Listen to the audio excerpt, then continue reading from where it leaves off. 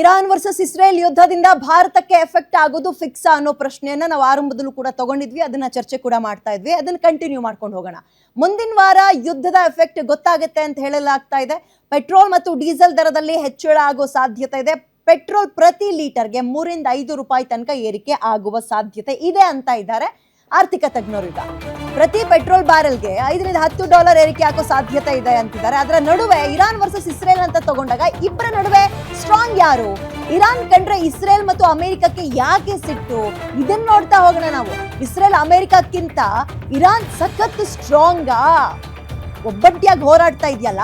Guarantee news ನಲ್ಲಿ Iran ಶಕ್ತಿಯ complete details ನಾವು ನೋಡ್ತಾ ಹೋಗೋಣ. ಇಬ್ಬರ ನಡುವೆ ಇಬ್ಬರು ಮದಗಜಗಳು ಅಂತ ನಾವು ಅವ್ರನ್ನ ಡಿಕ್ಲೇರ್ ಮಾಡ್ಬೋದಾ? ಯಾಕಂದ್ರೆ ಅಮೆರಿಕ ಸೂಪರ್ ಪವರ್ ಕಂಟ್ರಿ ಅದು.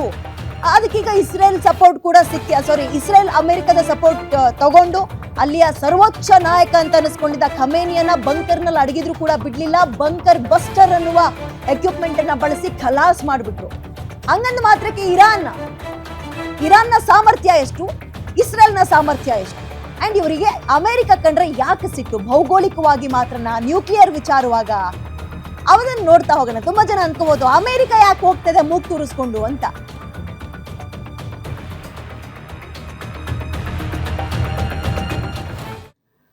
ಓಕೆ, ಇದ್ರ ಬಗ್ಗೆ ಡೀಟೇಲ್ಸ್ ನ ತಗೊಳ್ತಾ ಹೋಗೋಣ. ಸತೀಶ್, ಈಗ ಜನರಿಗೆ ಸಹಜವಾಗಿ ಕಾಡೋ ಪ್ರಶ್ನೆ ಅಲ್ಲ ಇಸ್ರೇಲ್ ವರ್ಸಸ್ ಇರಾನ್. ಓಕೆ, ಭೌಗೋಳಿಕವಾಗಿ ಅವರಿಗೆ ಸಮಸ್ಯೆ ಇದೆ, ಸಿದ್ಧಾಂತದಲ್ಲೂ ಪ್ರಾಬ್ಲಮ್ ಇದೆ ಅಂತ.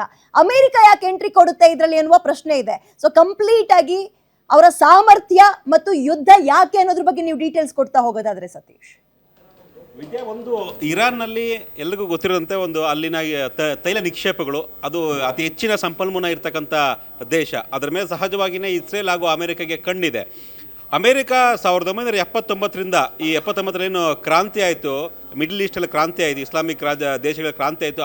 ಅದಾದ ನಂತರ ಕೆಲವೊಂದಿಷ್ಟು ರೂಲ್ಸನ್ನು ಮಾಡಿಕೊಂಡಿತ್ತು. ಆ ರೂಲ್ಸ್ಗೆ ವಿರುದ್ಧವಾಗಿ ಇರಾನ್ ಇವತ್ತು ಹೋಗ್ತಾ ಇದೆ ಅನ್ನೋದೇ ಅಮೆರಿಕದ ಕೆಂಗಣಿಗೆ ಕಾರಣ. ಪ್ರಮುಖವಾಗಿ ಅದರ ವಿಶೇಷವಾಗಿ ನಾನು ಆಗಲೇ ಹೇಳ್ತಾ ಇದ್ದೆ, ಪರಮಾಣು ಶಕ್ತಿ ವಿಚಾರವಾಗಿ ಅಮೇರಿಕ ಹಾಗೂ ಇಡೀ ಜಗತ್ತಿನ ಒಂದೇನು ರೂಲ್ಸ್ ಇದ್ದಾವೆ, ವಿಶ್ವಸಂಸ್ಥೆಯ ರೂಲ್ಸ್ ಇದ್ದಾವೆ, ಅದನ್ನೆಲ್ಲ ಅವರ ಧಿಕ್ಕರಿಸಿ ನಾವು ಪರಮಾಣು ಅಣ್ವಸ್ತ್ರವನ್ನು ಪರೀಕ್ಷೆಗೆ ಮುಂದಾಗ್ತಾ ಇದ್ದೀವಿ ಅನ್ನೋ ಒಂದು ಘೋಷಣೆನ ಏನು ಮಾಡಿತ್ತು, ಅದು ಅಮೇರಿಕಾಗೆ ಸಹಿಸ್ಕೊಳ್ಳೋಕೆ ಸಾಧ್ಯನೇ ಇಲ್ಲ. ಸಹಜವಾಗಿಯೇ ಅದು ಭಾರತ ಆಗಿರ್ಬೋದು ಅಥವಾ ಇನ್ನೊಂದು ಯಾವುದೇ ದೇಶ ಆಗಿರ್ಬೋದು, ಅಣ್ವಸ್ತ್ರ ಪರೀಕ್ಷೆಗೆ ಮುಂದಾಗ್ತೀವಿ ಅಂದಾಗ ಅಮೇರಿಕ ಅಲ್ಲಿ ಎಂಟ್ರಿ ಆಗುತ್ತೆ. ನಾವು ಹಿಂದೆ ನಮ್ಮದು ಭಾರತವನ್ನು ನಾವು ನೆನೆಸ್ಕೊಂಡಾಗ 1996-97ರ ಅವಧಿಯಲ್ಲಿ ನಾವು ಪೋಖ್ರಾನ್ನಲ್ಲಿ ನಾವು ಅಣ್ವಸ್ತ್ರ ಪರೀಕ್ಷೆಯನ್ನು ಮಾಡ್ತೀವಿ ಅಂದಾಗಲೂ ಕೂಡ ಭಾರತದ ವಿರುದ್ಧ ಆರ್ಥಿಕ ದಿಗ್ಬಂಧನ ವಿಧಿಸ್ತೀವಿ ಅನ್ನೋ ಒಂದು ಎಚ್ಚರಿಕೆಯನ್ನು ಅಮೆರಿಕ ಅಂತ ಕಾಲದಲ್ಲೇ ಕೊಟ್ಟಿತ್ತು 30 ವರ್ಷಗಳ ಹಿಂದೆನೆ.